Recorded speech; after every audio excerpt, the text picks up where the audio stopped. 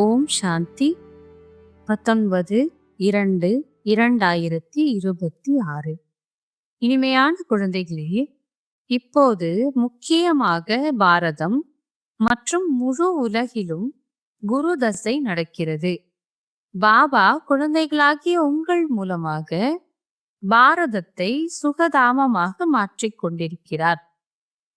கேள்வி: 16 கலைகளில் நிரம்பியவராக மாறுவதற்கு குழந்தைகளாகிய நீங்கள் என்ன முயற்சி செய்கிறீர்கள்? பதில்: யோக பலத்தை சேமித்தல்.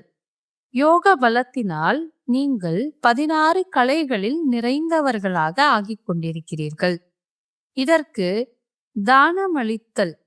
தானம் அளித்தீர்கள் என்றால் கிரகணம் விலகி போகும் என்று பாபா கூறுகிறார். கீழே விழ வைக்கக்கூடிய காம விகாரத்தை தானமாக அழித்துவிட்டால் நீங்கள் 16 கலைகளில் நிரம்பியவராக ஆகிவிடுவீர்கள். தேக உணர்வை விட்டுவிட்டு ஆத்ம உணர்வுடையவராக ஆகுங்கள். சரீர உணர்வை விட்டுவிடுங்கள். பாடல்: தாயும் தந்தையும் நீயே. ஓம் சாந்தி. இனிமையிலும் இனிமையான ஆன்மீக குழந்தைகள், பாபாவின் மகிமையை கேட்பீர்கள். அவர்கள் பாடிக்கொண்டே இருக்கிறார்கள். இங்கே நீங்கள் நடைமுறையில் அந்த பாபாவின் சொத்தை அடைந்து கொண்டிருக்கிறீர்கள். பாபா நம் மூலமாகத்தான் பாரதத்தை சுகதாமமாக மாற்றிக் கொண்டிருக்கிறார் என நீங்கள் அறிகிறீர்கள். யார் மூலமாக மாற்றிக் கொண்டிருக்கிறாரோ நிச்சயமாக அவரே சுகதாமத்தின் அதிபதியாக ஆவார். குழந்தைகளாகிய உங்களுக்கு மிகுந்த குஷி இருக்க வேண்டும். பாபாவின் மகிமைகள் அளவு கடந்ததாகும். அவரிடமிருந்து நாம் சொத்தை அடைந்து கொண்டிருக்கிறோம். இப்போது குழந்தைகளாகிய உங்களுக்கும் உங்கள் மீதும் முழு உலகத்தின் மீதும் குருவின் அழியாத தசை நடக்கிறது.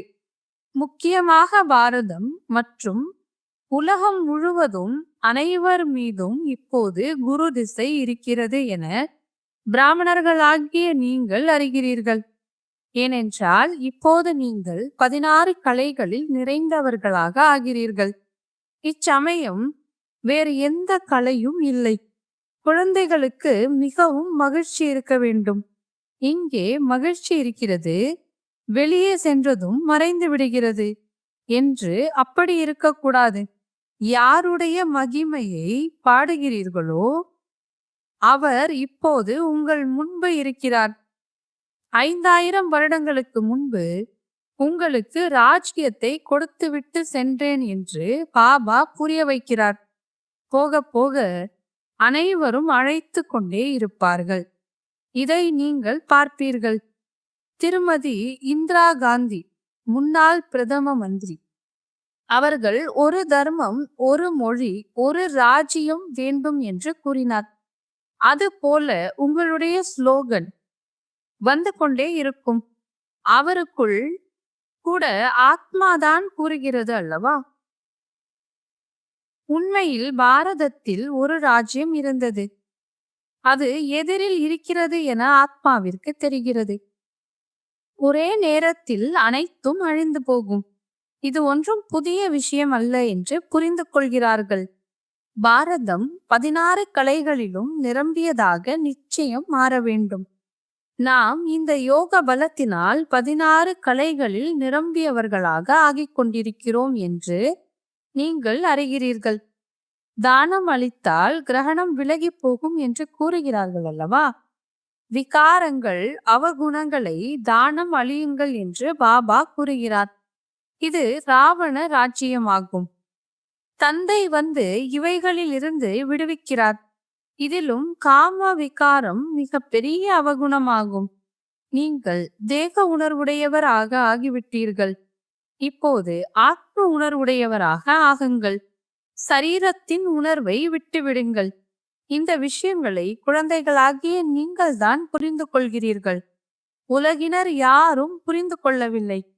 பாரதம் 16 கலைகளில் நிரம்பியதாக இருந்தது. சம்பூர்ண தேவதைகளின் ராஜ்யம் இருந்தது. இப்போது கிரகணம் பிடித்திருக்கிறது. இந்த லக்ஷ்மி நாராயணனின் ராஜ்யம் இருந்தது அல்லவா? பாரதம் சொர்க்கமாக இருந்தது. இப்போது விகாரங்களின் கிரகணம் பிடித்திருக்கிறது. ஆகவே தான் தானம் அளித்தால் கிரகணம் விலகி போகும் என்று பாபா கூறுகிறார். இந்த காம விகாரம் தான் விளைவிக்க கூடியது. ஆகவே இதை தானம் அளித்தால் 16 கலைகளில் நிரம்பியவராக ஆகலாம். தானம் கொடுக்கவில்லை என்றால் ஆக முடியாது என்று பாபா கூறுகிறார். ஆத்மாக்கள் ஒவ்வொருவருக்கும் தனக்கென்று நடிப்பின் பாகம் கிடைத்திருக்கிறது அல்லவா? இதுவும் உங்களுடைய புத்தியில் இருக்கிறது. உங்களுடைய ஆத்மாவில் எவ்வளவு பாகம் இருக்கிறது? நீங்கள் உலகத்தின் ராஜ்ய பாக்கியத்தை எடுக்கிறீர்கள். இது எல்லையற்ற நாடகமாகும். அளவற்ற நடிகர்கள் இருக்கிறார்கள். இதில் முதல் தரமான நடிகர்கள் இந்த லக்ஷ்மி நாராயணன் ஆவார். இவர்களுக்கு நம்பர் 1 பார்ட் இருக்கிறது. விஷ்ணுவிலிருந்து பிரம்மா சரஸ்வதி, பிறகு பிரம்மா சரஸ்வதியிலிருந்து விஷ்ணுவாக ஆகிறார்கள். 84 பிறவிகளை எப்படி எடுக்கிறார்கள்? முழு சக்கரமும் உங்கள் புத்தியில் வருகிறது. சாஸ்திரங்களை படிப்பதால் புரிந்து கொள்ள முடியாது. அவர்களோ கல்பத்தின் ஆயுளை கூட லட்சக்கணக்கான வருடங்கள் என கூறுகிறார்கள். பிறகு ஸ்வஸ்திக் கூட போட முடியாது. வியாபாரிகள் கணக்கெழுதும் பொழுது அதில் ஸ்வஸ்திக் போடுகிறார்கள். பிள்ளையாரை பூஜிக்கிறார்கள். இது எல்லையற்ற கணக்காகும். ஸ்வஸ்திக்கில் 4 பாகங்கள் உள்ளன. ஜெகநாத் புரியில் சாதத்தை பெரிய அண்டாவில் வைக்கிறார்கள். அது வெந்தவுடன் 4 பாகமாக ஆகிறது. அங்கே சாதத்தை தான் படைக்கிறார்கள். ஏனென்றால் அவர்கள் அதிகமாக சாதத்தை சாப்பிடுகிறார்கள். ஸ்ரீநாத் துவாராவில் சாதம் வைப்பதில்லை. அங்கேயோ அனைத்தும் சுத்தமான நெய்யில் செய்யப்பட்ட பொருட்களாக இருக்கும். சமைக்கும் போது கூட வாயை மூடிக்கொண்டு சுத்தமாக சமைக்கிறார்கள். பிரசாதத்தை மிகுந்த மரியாதையோடு எடுத்து செல்கிறார்கள். படைத்த பிறகு அது அனைத்தும் பூஜாரிகளுக்கு கிடைக்கிறது. அவர்கள் அதை எடுத்து சென்று கடையில் வைக்கிறார்கள். அங்கே நிறைய கூட்டம் இருக்கிறது. பாபா பார்த்திருக்கிறார். அதாவது இந்த பிரம்மா பாபா பார்த்திருக்கிறார். இப்போது குழந்தைகளாகிய உங்களை யார் படிக்க வைத்துக் கொண்டிருக்கிறார்கள்? மிக அன்பான தந்தை வந்து உங்களுக்கு வேலைக்காரனாக இருக்கிறார். உங்களுக்கு சேவை செய்து கொண்டிருக்கிறார். அந்த அளவு போதை இருக்கிறதா? ஆத்மாக்களாகிய நம்மை பாபா தான் படிக்க வைக்கிறார். ஆத்மாதான் அனைத்தையும் செய்கிறது அல்லவா? மனிதர்கள் ஆத்மாவில் எதுவும் ஒட்டாது என்று கூறிவிடுகிறார்கள். ஆத்மாவில் 84 பிறவிகளின் அழிவற்ற பாகம் நிரம்பி இருக்கிறது என்று நீங்கள் அறிகிறீர்கள். பிறகு அதில் எதுவும் ஒட்டாது என்று கூறுவது எவ்வளவு இரவு பகலுக்குண்டான வித்தியாசம் உள்ளது. இதை யாராவது நன்கு 1 மாதம் அல்லது அரை மாதம் நல்ல விதமாக புரிந்து கொண்டால்தான் கருத்துகள் புத்தியில் பதியும். ஒவ்வொரு நாளும் கருத்துகள் நிறைய வந்து கொண்டே இருக்கிறது. இது கஸ்தூரி போன்றதாகும். குழந்தைகளுக்கு முழுமையாக நிச்சயம் வந்துவிட்டால் உண்மையில் பரம்பிதா பரமாத்மா வந்து துர்கதியிலிருந்து சத்கதி அடைய வைக்கிறார் என புரிந்து கொள்கிறார்கள். இப்பொழுது உங்களுக்கு குரு தசை இருக்கிறது என பாபா கூறுகின்றார். நான் உங்களை சொர்க்கத்திற்கு அதிபதியாக மாற்றினேன். இப்போது மீண்டும் ராவணன் ராகு திசையை உட்கார வைத்திருக்கிறான். இப்போது மீண்டும் சொர்க்கத்திற்கு அதிபதியாக மாற்றுவதற்காக தந்தை வந்திருக்கிறார். எனவே தனக்கு நஷ்டத்தை ஏற்படுத்தி கொள்ளக்கூடாது. வியாபாரிகள் தங்கள் கணக்கை எப்போதும் சரியாக வைக்கிறார்கள். நஷ்டத்தை ஏற்படுத்தக்கூடியவர்களுக்கு அறிவில்லாதவர்கள் என்று கூறப்படுகிறது. இப்போது இது மிக பெரிய வியாபாரம் ஆகும். விரல் விட்டு எண்ணக்கூடிய அளவிற்கு தான் வியாபாரிகள் இந்த வியாபாரத்தை செய்கின்றனர். இது அழிவற்ற வியாபாரமாகும். மற்ற அனைத்து வியாபாரங்களும் மண்ணோடு மண்ணாக போகக்கூடியது. இப்போது உங்களுடையது உண்மையான வியாபாரம் நடந்து கொண்டிருக்கிறது. பாபா ஞானக்கடல் வியாபாரி, ரத்தின வியாபாரி ஆவார். பட கண்காட்சிகளில் எத்தனை பேர் வருகிறார்கள் பாருங்கள். சென்டரில் சிலரே கஷ்டப்பட்டு வருவார்கள். பாரதம் மிக பெரியது அல்லவா? அனைத்து இடங்களுக்கும் நீங்கள் போக வேண்டும். கங்கை தண்ணீர் முழு பாரதத்திலும் இருக்கிறது அல்லவா? இதையும் நீங்கள் புரிய வைக்க வேண்டும். பதீத பாவனர் தண்ணீரின் கங்கை கிடையாது. நீங்கள் ஞான கங்கைகள் போக வேண்டும். நாலாபுறங்களிலும் திருவிழா கண்காட்சிகள் நடந்து கொண்டே இருக்க வேண்டும். ஒவ்வொரு நாளும் படங்கள் உருவாகிக் கொண்டே இருக்கும். பார்க்கும் போதே மகிழ்ச்சி ஏற்படும் வகையில் அழகான சித்திரங்களாக இருக்க வேண்டும். இவர்கள் சரியாக புரிய வைக்கிறார்கள். இப்போது லக்ஷ்மி நாராயணனின் ராஜ்யம் உருவாகி கொண்டிருக்கிறது. ஏனிப்படி படம் கூட மிக நன்றாக இருக்கிறது. இப்போது பிராமண தர்மத்தின் ஸ்தாபனை நடந்து கொண்டிருக்கிறது. இந்த பிராமணர்கள் தான் பிறகு தேவதையாக ஆகிறார்கள். இப்போது நீங்கள் முயற்சி செய்து கொண்டிருக்கிறீர்கள் என்றால் எனக்குள் சிறிய அல்லது பெரிய முள் எதுவும் இல்லை அல்லவா என்று உங்களுக்குள் மனதில் தன்னைத்தானே கேளுங்கள். காமத்தின் முள் இல்லையா? கோபத்தின் சிறிய முள் கூட மிகவும் மோசமானது. தேவதைகள் கோபக்காரர்கள் கிடையாது. சங்கரர் கண்ணை திறந்ததும் விநாசம் நடப்பதாக காண்பிக்கிறார்கள். இவ்வாறு ஒரு கலங்கத்தை ஏற்படுத்தி உள்ளனர். விநாசம் நடக்கத்தான் வேண்டும். சுட்சும வதனத்தில் சங்கரர் மீது பாம்பு எதுவும் இருக்காது. சூக்ஷ்மவதனம் மற்றும் மூலவதனத்தில் தோட்டம், பாம்பு போன்ற எதுவும் கிடையாது. இது அனைத்தும் இங்கேதான் இருக்கிறது. சொர்க்கமும் இங்கேதான் இருக்கிறது. இச்சமயம் மனிதர்கள் முட்கள் போன்று இருக்கிறார்கள். ஆகவே தான் இதற்கு முள்காடு என்று கூறப்படுகிறது. சத்யுகம் மலர்களின் தோட்டமாகும். பாபா எவ்வாறு தோட்டத்தை உருவாக்குகிறார் என்று நீங்கள் பார்க்கிறீர்கள். மிகவும் அழகாக உருவாக்குகிறார். அனைவரையும் அழகாக மாற்றுகிறார். அவர் எப்போதுமே அழகாக இருக்கிறார். அனைத்து பிரியதர்ஷினிகளையும் அழகாக மாற்றுகிறார். ராவணன் முற்றிலும் கருப்பாக ஆக்கிவிட்டான். இப்போது குழந்தைகளாகிய உங்களுக்கு நம் மீது குரு தசை இருக்கிறது என்ற மகிழ்ச்சி இருக்க வேண்டும். பாதி காலம் சுகம், பாதி காலம் துக்கம் என்றால் அதில் என்ன லாபம் இருக்கிறது? 3/4 பங்கு சுகம், 1/4 பங்கு துக்கமாகும். இவ்வாறு நாடகம் நிச்சயிக்கப்பட்டிருக்கிறது. நாடகம் ஏன் இவ்வாறு உருவாக்கப்பட்டிருக்கிறது என்று பலர் கேட்கிறார்கள். அட, இது அனாதி நாடகம் அல்லவா? ஏன் உருவாக்கப்பட்டது என்ற கேள்வி எழவே முடியாது. இது அனாதி அழியாத நாடகம். உருவாக்கப்பட்டிருக்கிறது. நடந்து கொண்டிருக்கின்றது. நடக்கப் போவது ஆகும். இதில் யாருக்கும் மோட்சம் கிடைப்பதில்லை. இதில் ஆதியும் முடிவும் இல்லாமல் சிருஷ்டி சுழன்று கொண்டே இருக்கிறது. சுழன்று கொண்டே இருக்கும். பிரளயம் நடப்பதில்லை. பாபா புதிய உலகத்தை உருவாக்குகிறார்.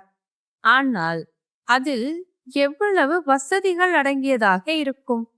மனிதர்கள் பதீத்தமாக ஆகி துக்கமுடையவர்களாக ஆகும்போது அழைக்கிறார்கள். தந்தை வந்து அனைவரின் உடலையும் கல்பத்தருவாக மாற்றுவதால் அரை கல்பத்திற்கு உங்களுக்கு அகால மரணம் கிடையாது. நீங்கள் காலனை வெற்றி அடைகிறீர்கள். எனவே குழந்தைகள் மிகவும் முயற்சி செய்ய வேண்டும். எவ்வளவு உயர்ந்த பதவி அடைகிறீர்களோ அவ்வளவு நல்லது. ஒவ்வொருவரும் அதிக வருமானத்திற்காக முயற்சி செய்துதான் ஆக வேண்டும். விறகு விற்பவர்கள் கூட நாங்கள் அதிகம் சம்பாதிக்க வேண்டும் என்பார்கள். சிலர் ஏமாற்றி கூட சம்பாதிக்கிறார்கள். பணத்தில்தான் ஆபத்து இருக்கிறது. அங்கே உங்களுடைய பணத்தை யாரும் கொள்ளையடிக்க மாட்டார்கள். பாருங்கள், உலகத்தில் என்னென்ன நடந்து கொண்டிருக்கிறது. அங்கே இது போன்ற துக்க விஷயம் எதுவும் கிடையாது. இப்போது நீங்கள் பாபாவிடம் இருந்து எவ்வளவு சொத்து அடைகிறீர்கள்? நாம் சொர்க்கத்திற்கு செல்ல தகுதி அடைந்திருக்கிறோமா என்று தன்னை தானே சோதித்துக் கொள்ளுங்கள். நாரதரை போன்று சோதனை செய்யுங்கள். மனிதர்கள் பல தீர்த்த யாத்திரைகளை செய்து கொண்டிருக்கிறார்கள். ஒன்றும் கிடைக்கவில்லை. நாலாபுறமும் சுற்றி அலைந்தோம். இருப்பினும் தொலைவிலேயே இருக்கின்றோம் என்று பாடல் இருக்கிறது அல்லவா? இப்போது பாபா உங்களுக்கு எவ்வளவு நல்ல யாத்திரையை கற்பிக்கின்றார். இதில் எந்த துன்பமும் இல்லை. என்னை மட்டும் நினைத்தால் விக்கர்மங்கள் அழிந்து போகும் என்று பாபா கூறுகின்றார். மிகவும் நல்ல யுக்தியை கூறுகிறேன். குழந்தைகள் கேட்கிறார்கள், இது நான் கடனாக பெற்ற சரீரமாகும். இந்த தந்தைக்கு எவ்வளவு மகிழ்ச்சி ஏற்படுகிறது. பிரம்மா பாபாவிற்கு எவ்வளவு மகிழ்ச்சி ஏற்படுகிறது. நான் பாபாவிற்கு சரீரத்தை கடனாக அளித்திருக்கிறேன். பாபா என்னை உலகத்திற்கு அதிபதியாக மாற்றுகின்றார். பெயரே பாக்கிய ரதம் ஆகும். இப்போது குழந்தைகளாகிய நீங்கள் ராமபுரிக்கு செல்வதற்காக முயற்சி செய்து கொண்டிருக்கிறீர்கள். எனவே முழுமையாக முயற்சியில் ஈடுபட வேண்டும். ஏன் முள்ளாக மாற வேண்டும்? நீங்கள் பிராமணிகள் அனைத்திற்கும் ஆதாரம் முரளியாகும். உங்களுக்கு முரளி கிடைக்கவில்லை என்றால் நீங்கள் ஸ்ரீமத்தை எங்கிருந்து கொண்டு வருவீர்கள்? ஒரு பிராமணி மட்டும்தான் முரளியை சொல்ல வேண்டும் என்று கிடையாது.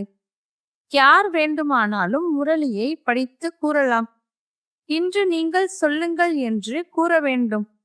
இப்போது படக்கண்காட்சியின் படங்கள் கூட புரிய வைப்பதற்கு நன்றாக இருக்கிறது. இந்த முக்கியமான சித்திரங்களை உங்கள் கடையில் வையுங்கள். பலருக்கு நன்மை நடக்கும். வாருங்கள், நாங்கள் உங்களுக்கு புரிய வைக்கிறோம் என்று கூறுங்கள். இந்த சிருஷ்டி சக்கரம் எப்படி சுழல்கிறது? யாருக்காவது நன்மை செய்வதற்காக சிறிது நேரம் செலவழித்தாலும் பரவாயில்லை. அந்த வியாபாரத்துடன் இந்த வியாபாரமும் செய்யலாம். இது பாபாவின் அழிவற்ற ஞான ரத்தினங்களின் கடையாகும். ஏணிப்படியின் படம் மற்றும் கீதையின் பகவான் சிவனின் சித்திரம் நம்பர் 1 ஆகும். பாரதத்தில் சிவ பகவான் வந்திருந்தார். அவருடைய ஜெயந்தியை கொண்டாடுகிறார்கள். இப்போது அந்த தந்தை வந்திருக்கிறார். யஜ்யத்தை படைத்திருக்கிறார். குழந்தைகளாகி உங்களுக்கு ராஜயோகத்தின் ஞானத்தை கூறிக்கொண்டிருக்கிறார். தந்தையே வந்து ராஜாக்களுக்கெல்லாம் ராஜாவாக மாற்றுகிறார். நான் உங்களை சூரிய வம்சத்தின் ராஜா ராணியாக மாற்றுகிறேன். அவர்களை விகாரி ராஜாக்கள் கூட வணங்குகிறார்கள் என்று பாபா கூறுகிறார். எனவே சொர்க்கத்தின் மகாராஜா மகாராணி ஆவதற்கு முழுமையாக முயற்சி செய்ய வேண்டும். பாபா கட்டிடம் போன்றவைகளை கட்டுவதற்கு தடுக்கவில்லை. நல்லது, கட்டுங்கள். பணம் கூட மண்ணோடு மண்ணாகிவிடும். அப்படி இருக்கும்போது ஏன் கட்டிடம் கட்டக்கூடாது? நன்றாக சுகமாக இருங்கள். பணத்தை காரியத்தில் பயன்படுத்துங்கள். கட்டிடமும் கட்டுங்கள். சாப்பிடுவதற்கும் வைத்துக் கொள்ளுங்கள். தான புண்ணியம் கூட செய்கிறார்கள். காஷ்மீர் ராஜா தன்னுடைய சொத்துக்களை ஆரிய சமாஜத்திற்கு தானமாக அளித்து விட்டார். தன்னுடைய தர்மம் ஜாதிக்காக செய்கிறார்கள் அல்லவா? இங்கே அது போன்ற விஷயம் எதுவும் இல்லை. அனைவரும் குழந்தைகள். ஜாதி போன்ற எதுவும் இல்லை. அது தேசத்தின் ஜாதியாகும். நான் ஆத்மாக்களாகிய உங்களுக்கு ராஜ்ய பதவி கொடுக்கின்றேன். தூய்மையாக ஆக்குகிறேன். நாடகத்தின்படி பாரதவாசிகள் தான் ராஜ்ய பாக்கியத்தை அடைவார்கள். நம்மீது குரு பார்வை இருக்கிறது என குழந்தைகளுக்கு தெரிகிறது. என்னை மட்டும் நினைவு செய்யுங்கள். வேறு எதுவும் இல்லை என்று ஸ்ரீமத் கூறுகிறது. பக்தி மார்க்கத்தில் வியாபாரிகள் ஏதாவது சிறிது தர்மத்திற்காக நிச்சயம் ஒதுக்குகிறார்கள். அதனுடைய பலன் அடுத்த பிறவியில் அல்ப காலத்திற்கு கிடைக்கிறது. இப்போது நான் நேரடியாக வந்திருக்கிறேன். எனவே நீங்கள் இந்த காரியத்தில் பயன்படுத்துங்கள். எனக்கு எதுவும் வேண்டாம். சிவபாபாவிற்கு தனக்காக எந்த கட்டிடமாவது கட்ட வேண்டுமா என்ன? இது அனைத்தும் பிராமணர்களாகிய உங்களுக்காக ஆகும். ஏழைகள் பணக்காரர்கள் அனைவரும் ஒன்றாக இருக்கிறார்கள். சிலர் பகவானிடம் கூட சரிசமமான பார்வை இல்லை என்று கோபப்படுகிறார்கள். சிலரை மாளிகையில் சிலரை குடிசையில் வைக்கிறார். சிவபாபாவை மறந்து போகிறார்கள். சிவபாபாவின் நினைவிருந்தால் ஒருபோதும் இது போன்ற விஷயங்களை பேச மாட்டார்கள். அனைவரிடமும் கேட்க வேண்டியிருக்கிறது அல்லவா? இவர் வீட்டில் இவ்வாறு வசதியாக இருப்பார் என்றால் அதற்கு ஏற்ற ஏற்பாடு செய்து தர வேண்டி இருக்கிறது. ஆகவேதான் அனைவரையும் உபசரியுங்கள் என்று கூறுகிறார். எந்த ஒரு பொருளும் இல்லை என்றால் கிடைக்கும். பாபாவிற்கு குழந்தைகள் மீது அன்பு இருக்கிறது. இவ்வளவு அன்பு வேறு யாரும் வைக்க முடியாது. குழந்தைகளுக்கு எவ்வளவு புரிய வைக்கிறார். முயற்சி செய்யுங்கள். மற்றவர்களுக்காகவும் யுக்தியை கண்டுபிடியுங்கள். இதற்கு 3 அடி நிலம் வேண்டும். அதில் குழந்தைகள் புரிய வைத்துக் கொண்டே இருக்க வேண்டும். யாராவது பெரிய மனிதர்களிடம் ஹால் இருந்தால் நாங்கள் படங்களை மட்டும் வைக்கிறோம். 1 மணி நேரம் 2 மணி நேரம் காலை மாலையில் வகுப்பெடுத்து விட்டு சென்று விடுவோம். செலவு முழுவதும் எங்களுடையது. பெயர் உங்களுடையதாக இருக்கும் என்று கூறுங்கள். பலர் வந்து கூழாங்கல்லில் இருந்து வைரமாக மாறுவார்கள். நல்லது. இனிமையிலும் இனிமையான காணாமல் போய் கண்டெடுக்கப்பட்ட செல்லமான குழந்தைகளுக்கு தாயும் தந்தையுமான பாப் தாதாவின் அன்பு நினைவுகள் மற்றும் காலை வணக்கம். ஆன்மீக குழந்தைகளுக்கு ஆன்மீக தந்தையின் நமஸ்காரம். ஆன்மீக தந்தைக்கு ஆன்மீக குழந்தைகளின் அன்பு நினைவுகள் மற்றும் நமஸ்காரம். தாரணைக்கான முக்கிய சாரம். உள்ளுக்குள் என்னென்ன முட்கள் அதாவது விகாரங்கள் இருக்கிறதோ அதை சோதனை செய்து நீக்க வேண்டும். ராமபுரிக்கு செல்வதற்கு முயற்சி செய்ய வேண்டும்.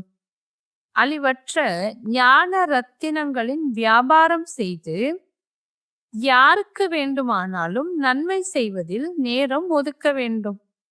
அழகாக மாற வேண்டும். பிறரையும் அழகாக மாற்ற வேண்டும். வரதானம். தமோ குணமான சுற்றுப்புறத்தில் தன்னுடைய மனோநிலையை ஒரே விதமாக ஏக்ரஸ் அதாவது ஆடாத அசையாத நிலையில் வைக்கக்கூடிய மாஸ்டர் சர்வசக்திவான் ஆகுங்கள். ஒவ்வொரு நாளும் சூழ்நிலைகள் இன்னும் தமோ குணமானதாக ஆகிறது. சுற்றுப்புறம் இன்னும் கெடப்போகிறது. அப்படிப்பட்ட சுற்றுப்புறத்தில் தாமரை மலருக்கு சமமாக விடுபட்டு இருப்பது தன்னுடைய மனோநிலையை சத்தோ பிரதானமாக ஆக்குவது என்பதற்கு நிறைய தைரியமும் சக்தியும் அவசியமானதாக இருக்கின்றது.